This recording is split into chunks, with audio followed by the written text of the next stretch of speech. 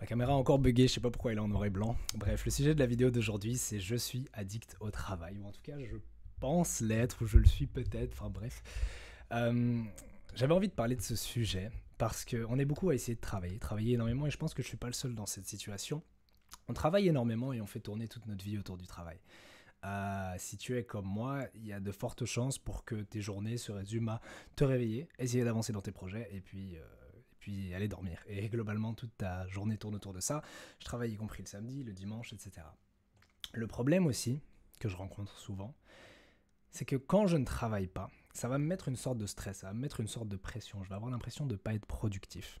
Et j'ai récemment appris quelque chose par rapport à ça, ce qu'on pourrait appeler le alcoolique. Je ne sais pas trop comment le dire, mais en gros, les gens qui sont alcooliques du travail. C'est un terme qu'on utilise beaucoup en anglais aux États-Unis. Et donc, le livre que je suis en train de lire en ce moment, donc ça s'appelle Psycho-Cybernetics. Je ne sais pas si on le voit.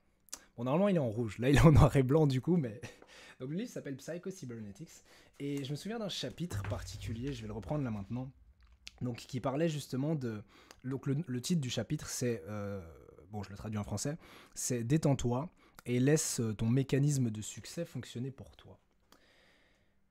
Ce que j'ai envie de partager avec toi aujourd'hui, c'est ce que j'ai appris dans le livre, que trop souvent, on tente de travailler obstinément, on force, on rencontre énormément de résistance pour atteindre un certain objectif. C'est valable en trading, c'est valable dans tout le reste. Je vais parler du trading juste après, mais là je parle de façon générale.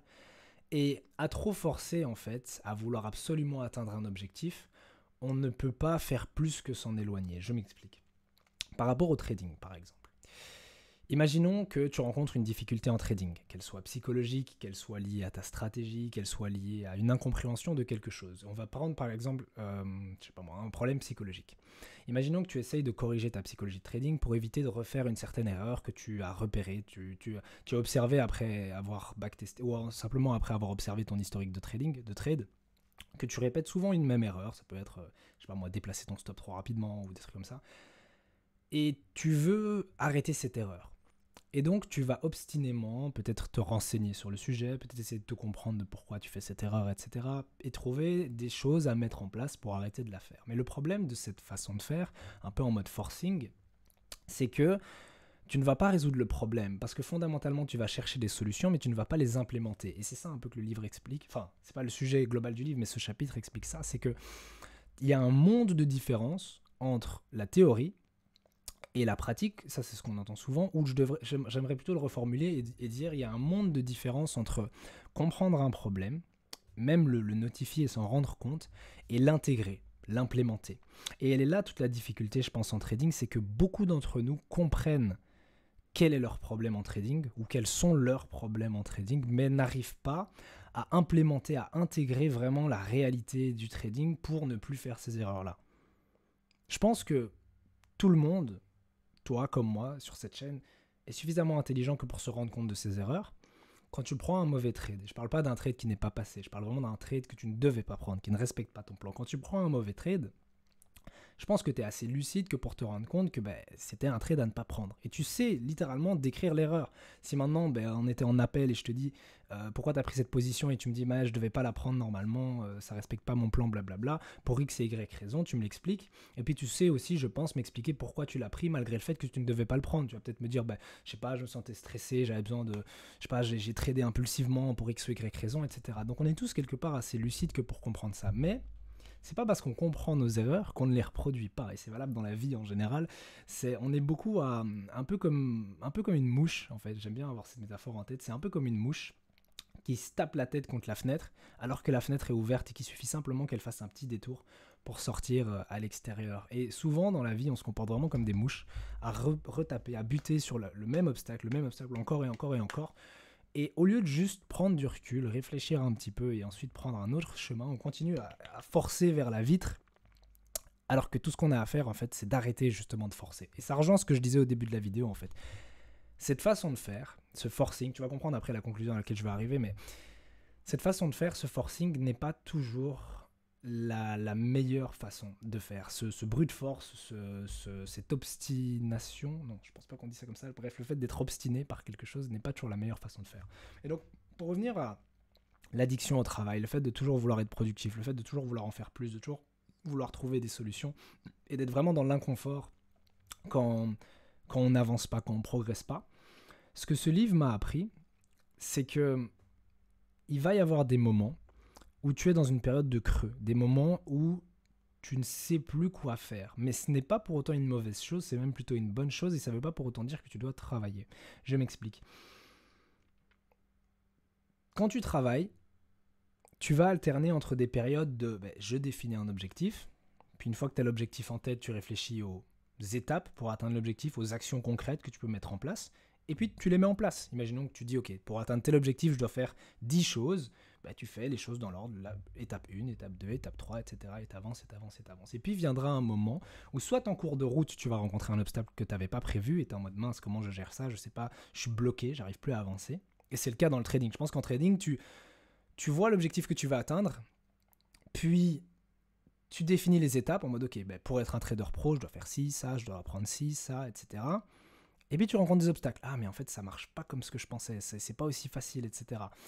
Et puis, même si tu arrives à atteindre l'objectif, parce que l'objectif, c'est pas obligé d'être le giga objectif de devenir trader pro, ça peut être des petits objectifs intermédiaires. Même si tu atteins l'un de ces objectifs-là, parfois tu te retrouves avec un vide en mode ok, j'ai atteint cet objectif et maintenant quoi? Qu'est-ce que je fais? Et c'est ça le problème. Souvent, on est en mode, on veut à tout prix être productif, comme je l'ai dit. En tout cas, pour ma part, je veux à tout prix être productif. En mode, ok, qu'est-ce que je dois faire là maintenant? Bref, je sais pas comment le dire, mais bref, qu'est-ce que je dois faire là maintenant concrètement pour faire quelque chose de ma vie, entre guillemets.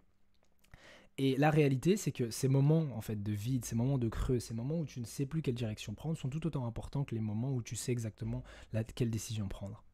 Et donc, j'essaye beaucoup plus ces derniers temps d'alterner entre des périodes de réflexion et des périodes d'action. Vraiment, cette phrase est importante, d'alterner entre des périodes de réflexion et des périodes d'action. Parce que, d'une part, je vais vouloir, comme je l'ai dit, définir un objectif, définir les étapes concrètes pour l'atteindre, et puis, je vais me mettre en mode action. Je vais simplement, sans trop me poser de questions, faire ce que j'ai dit que je devais faire, et donc j'agis simplement, ok, action, action, action, action, tu bosses tout simplement, tu travailles.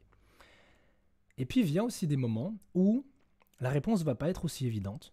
Tu vas te retrouver là à ne plus savoir quoi faire, ou ne pas savoir comment résoudre le problème, surmonter l'obstacle que tu rencontres.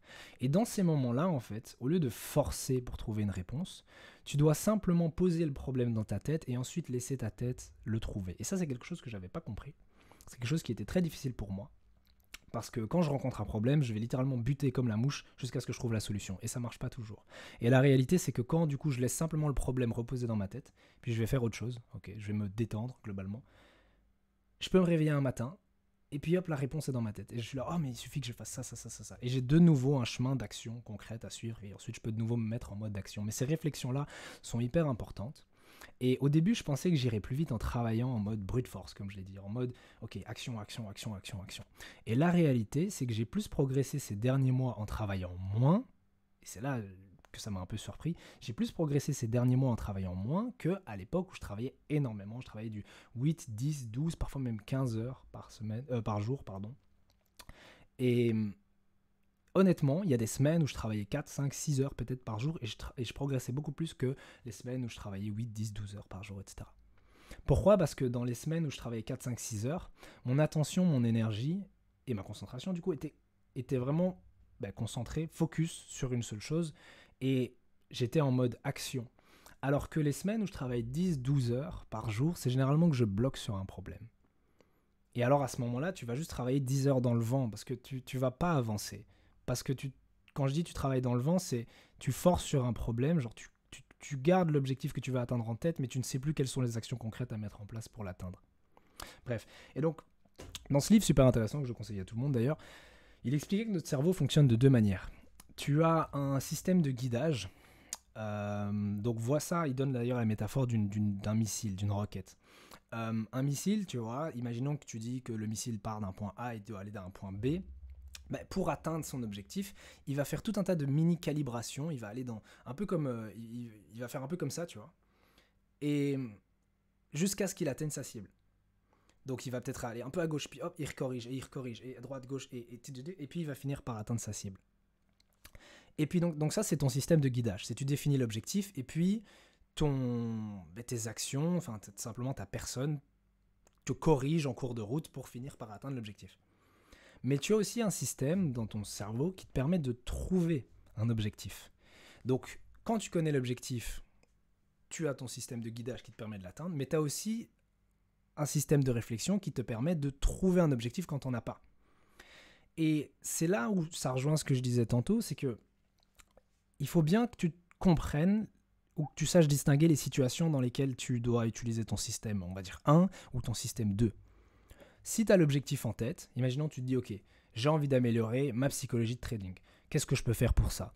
Je pourrais déjà regarder l'historique de mes trades et voir les erreurs que j'ai tendance à faire. Je pourrais prendre un peu de temps chaque jour ou en fin de journée pour réfléchir aux bonnes choses et aux mauvaises choses que j'ai faites en trading. Je pourrais lire un livre de psychologie de trading, je pourrais regarder des conférences, je pourrais discuter avec d'autres traders, etc., etc.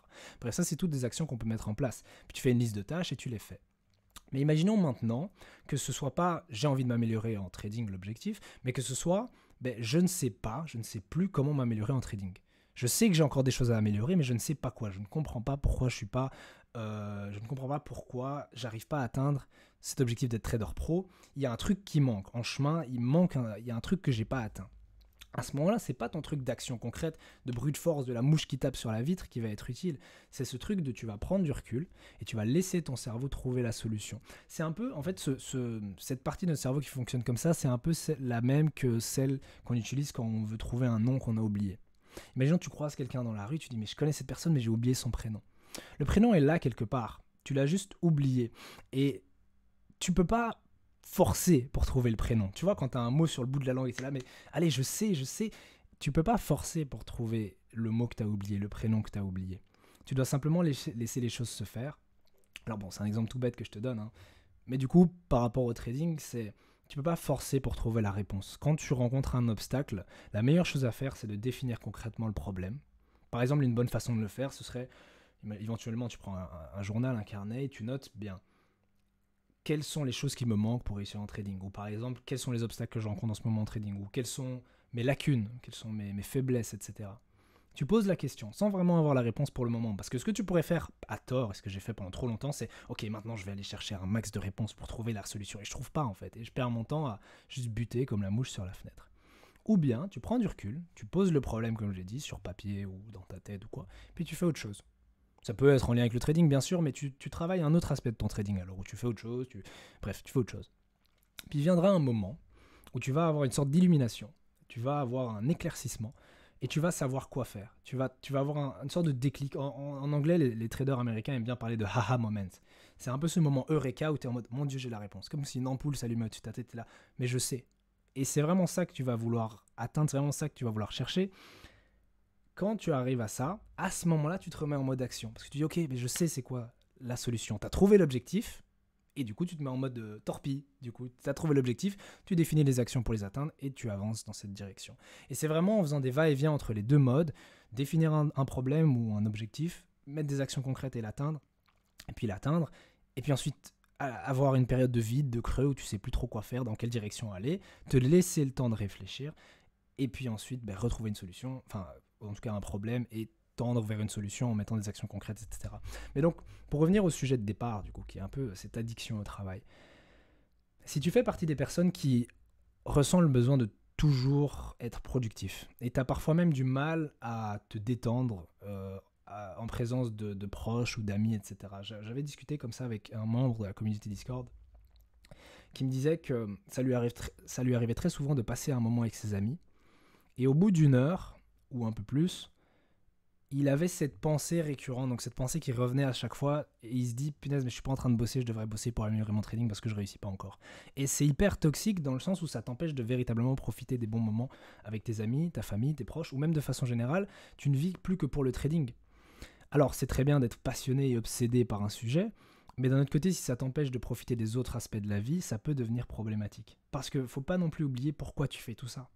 Quelle est la raison pour laquelle tu trades ? Et il y a de fortes chances pour que la raison pour laquelle tu trades soit en lien avec ta vie en dehors des graphiques. Tu vas pas me dire que tu trades pour trade. Personne ne fait jamais quelque chose pour l'action en elle-même. Il y a toujours une raison sous-jacente, une raison plus émotionnelle, une raison plus personnelle. Et à mon avis, si tu trades, c'est peut-être pour une raison en dehors des graphiques. Peut-être que tu trades parce que c'est un métier que tu aimes bien et du coup tu veux avoir entre guillemets le statut d'être trader. Peut-être que tu trades pour l'argent que ça peut te rapporter. Peut-être que tu trades peu importe la raison pour laquelle tu trades, mais indépendamment de ta passion, on va dire, pour les marchés financiers, il y a aussi une raison sous-jacente. Sinon, tu aurais peut-être choisi un autre métier. Parce que dans le monde de la finance, il y a plein d'autres pratiques que le trading. Il y a le trading, mais il y a d'autres choses qu'on peut faire dans le monde de la finance. Donc, tu as choisi le trading spécifiquement, et il y a une raison à ça. Et ça peut être intéressant de replonger un peu au plus profond de toi-même pour te rappeler cette raison, et te rendre compte que s'il y avait que le trading, ou en tout cas que ta vie ne tournait plus qu'autour du trading, ça n'aurait plus beaucoup de sens. Parce que, comme je l'ai dit, tu ferais ça, mais sans rien autour. Sans avoir de... Bref, sans avoir d'équilibre, entre guillemets. Sans avoir, comme je l'ai dit, une vie sociale qui t'enrichit, une vie familiale qui t'enrichit, etc. Ou d'autres choses, d'autres passions, etc. Et donc, du coup, je suis très craintif quand j'entends ce genre de problème, parce que quelque part, j'ai le même, c'est pour ça que j'avais discuté avec cette personne. C'est que tu vas t'enfermer dans une bulle où tu vas tout faire pour réussir, pour peut-être justement profiter un peu plus de ta vie. Parce que quelque part, on est beaucoup à se fixer l'objectif de oui, quand j'aurai atteint ça, je ferai ci, je ferai ça. Alors que la réalité, c'est que tu dois le faire déjà maintenant, sinon tu le feras jamais. Et donc on est beaucoup à s'enfermer un peu dans cette bulle de je dois absolument travailler pour réussir. Mais le problème, c'est que ce qui t'empêche aussi de réussir, c'est que tu es trop obsédé par ça. Il y a une phrase qui dit que tout ce qu'on poursuit avec acharnement s'enfuit. Enfin, tout ce qu'on poursuit s'enfuit, en fait. Que ce soit les animaux, que ce soit l'argent, que ce soit les femmes. Tout ce qu'on poursuit s'enfuit. Et la réalité, c'est que tu dois trouver un juste équilibre entre la poursuite de ton objectif et le retrait aussi, pour le laisser prendre soin de lui-même. C'est un peu comme les résultats en trading, donc le cash que tu vas pouvoir faire. Si tu es trop obsédé par le gain en trading, tu vas probablement perdre. C'est paradoxal, mais c'est réel. A l'inverse, si tu n'es pas assez obsédé par le gain, tu vas aussi probablement perdre. En tout cas, tu ne vas pas trader suffisamment ou correctement que pour gagner. Mais donc, tu dois trouver ce juste équilibre entre trader, non pas pour le gain, mais trader de la façon la plus correcte possible et laisser les résultats prendre soin d'eux-mêmes. Ils vont finir par arriver. Et donc, bon, pour revenir au travail, parce que là, je m'éloigne un petit peu, pour revenir au travail, en fait, ce que ce livre m'a appris, ou plutôt, comme j'aime bien souvent le dire dans les vidéos, si tu devais retenir une chose de cette vidéo, travail. Ça me tue parce que le titre c'est genre justement ne sois pas obsédé par le travail ou quoi, mais travail, mais trouve un juste équilibre dans le sens où ce n'est pas parce que tu travailles que tu es productif. Retiens bien ça, c'est pas parce que tu travailles que tu es productif. Si tu travailles parce que tu as des actions concrètes et un objectif en tête, ça c'est ok, tu vois, tu as simplement une to-do list et tu la remplis. Et d'ailleurs, parfois, si tu travailles pas et que tu as l'impression d'être perdu, parfois, regarde bien si tu n'as pas déjà des actions concrètes que tu dois faire et simplement que tu procrastines. Parce que souvent, tu te sortirais de... Parfois, on rencontre un mur, un obstacle et on n'a plus l'impression d'avancer, mais la réalité, c'est qu'on sait ce qu'on a à faire, on le fait juste pas. Et donc, il y a des moments où on procrastine tout simplement et on a juste à mettre la main à la pâte et à bosser. Et quand on aura terminé cette chose ou ci, ça, etc., les choses vont se mettre toutes seules. Mais souvent, on procrastine et ça va pas. Mais bon, c'est une parenthèse. Mais travail, mais comprends que tu vas alterner entre des moments de, comme je l'ai dit, où tu as ton objectif et tu fais tes actions, et des moments justement de réflexion. Et j'essaye beaucoup plus d'intégrer ça dans ma vie en ce moment. Par exemple, cette semaine, bon, c'est indépendant de ce que je suis en train de te raconter là maintenant, mais j'ai pas pu trader, quasi pas. Et au début, je m'en voulais. C'est d'ailleurs pour ça que j'avais fait une vidéo sur le fait le regret, la frustration, etc. en trading, de oh zut, j'ai pas pu trader, j'ai manqué une opportunité, etc. Et la réalité, en fait, c'est que j'ai l'impression d'avoir progressé cette semaine. En trading comme dans le reste. Et pourtant, j'ai pas tradé. Et la réalité, en fait, c'est que cette période à l'écart des marchés m'a permis de me poser beaucoup de questions, me faire beaucoup de réflexions, et que quelque part, ça m'a aidé. C'est pas parce que je vois pas les résultats concrets, c'est pas parce que je vois pas du cash rentrer sur mon compte que pour autant, j'ai pas progressé. Donc, pendant trop longtemps, et c'est ça, en fait, le conseil, c'est un peu comme si, en te parlant, c'est un peu comme si je me parlais au mois d'avant. C'est une erreur que j'ai beaucoup trop faite à l'époque, c'est d'être obsédé par la productivité, être obsédé par les heures de travail. Et la réalité, c'est que tu peux tout autant progresser juste pas en ne faisant rien, mais en t'éloignant un petit peu des graphiques. Et l'équilibre est très important, surtout quand tu es trader, parce que les marchés financiers, le monde de la finance en général est un monde très stressant, enfin qui peut l'être en tout cas. Et si tu te laisses, surmener par tout ça, tu vas juste te noyer. Vois ça un peu comme une vague. Ok, si tu nages à contre-courant et tu veux à tout prix prendre la vague au lieu d'attendre que la mer se calme, tu vas juste te noyer. Bon, c'était pas une métaphore très logique, mais bref. Ce que je veux dire par là, c'est trouve un équilibre, améliore plusieurs aspects de ta vie en même temps, et puis surtout quand tu rencontres un problème en trading, quand tu ne sais plus quelle direction prendre. Ce qui s'était passé d'ailleurs au début du mois de mai, j'étais là, ok, ben, j'ai amélioré ma psychologie de trading, j'ai amélioré mon analyse fondamentale, mon analyse technique, ma stratégie, blablabla, ma gestion des risques. Qu'est-ce que je peux travailler encore maintenant? Genre, je connais pas d'autres aspects du trading à développer. Et j'étais face à un grand vide, pas existentiel, mais un grand vide professionnel de ben, je sais plus quoi faire pour améliorer mon trading. Et au lieu de forcer, ben, j'ai simplement pris le temps de ne rien faire, entre guillemets, avec cette semaine. Enfin, j'ai pas pu trader d'un point de vue technique. Genre, j'avais des rendez-vous qui m'empêchaient d'être présent sur les marchés. Mais j'ai quand même pu prendre ce temps du coup pour réfléchir à mon trading, à où j'en étais et à où j'ai envie d'aller. Et ça m'a permis de trouver les réponses à ces questions. Et maintenant, du coup, je sais ce que je dois mettre en place. Je me suis fait un super document sur mes notes où, du coup, enfin bref, je te passe les détails, mais avec des objectifs. Et ok, je vais faire ça, ça, ça, ça, ça. Et ça, c'est mon programme pour les semaines et les mois à venir, tu vois. Et c'est ça que j'avais envie d'avoir. Et c'est ça que j'arrivais justement pas à avoir parce que je forçais trop pour l'avoir. J'étais en mode, ok, qu'est-ce que je dois faire en trading? Et je butais comme la mouche. Puis j'ai pris un peu de recul, j'ai pas tradé pendant une semaine. Et puis, ben, comme la mouche, tu prends un peu de recul. Et puis, tu peux sortir par la fenêtre qui est ouverte, au lieu de taper contre la vitre comme un débile. Bref, j'espère que la vidéo t'a plu. J'espère que tu as pu en tirer quelque chose. Et puis, sur ce, on se dit à la prochaine dans une prochaine vidéo.